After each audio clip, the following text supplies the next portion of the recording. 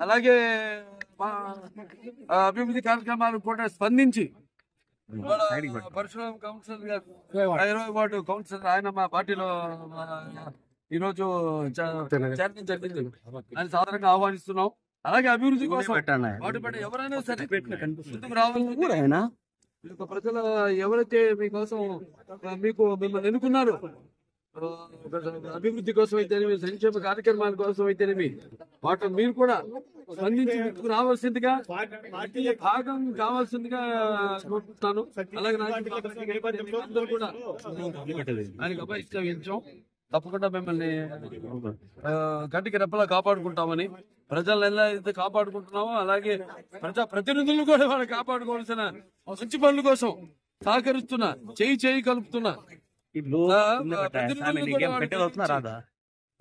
ఒక్క విషయంలోనే కాదు అన్ని ఇప్పుడు ఇసుక ఇదే లేకపోతే ల్యాండ్ మాఫియా అయితేనేమి ఇలా చూస్తున్నాం. విచ్చలు విడిగా ఎక్కడ పడితే అక్కడ ఇష్టం వచ్చినట్టు వాళ్ళు తవ్వుకుపోతున్నారు. అలాగే కబ్జాలు చేస్తున్నారు భూములు కూడా. వీటన్నిటికీ మా వాళ్ళు అడ్డు పడుతున్నారు. తప్పకుండా ఇటువంటి వాటికి ఎప్పుడు మేము అడ్డు పడతాం.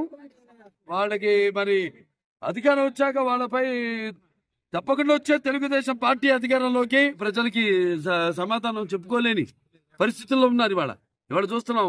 మొన్న నేను అసెంబ్లీకి వెళ్ళాను. సర్పంచులంతా కూడా వచ్చి చలో ముట్టడితాను వచ్చారు. వాళ్ళ మీద ఎంతో అమానుషంగా ప్రవర్తించి వాళ్ళందరినీ వాళ్ళ నిధులన్నింటి కూడా డైవర్ట్ చేసి వాళ్ళకి ఒక తట్టడు మట్టి కూడా ఒక గోతిని పూడ్చే పాపానికి పోలేదు వాళ్ళు.